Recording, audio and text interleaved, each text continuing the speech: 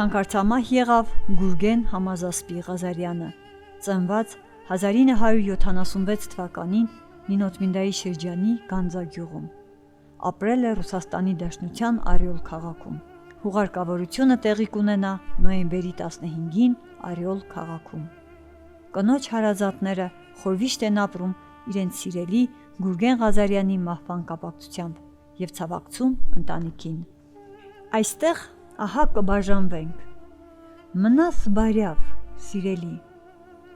Այստեղ ես չեմ ցավել երբեք, դառնությունով սիրտս լի։ Մնաս բարյավ, բայց միշտ հիշիր, որ քեզ շատ եմ կարոտել, և տեսության ժամի համար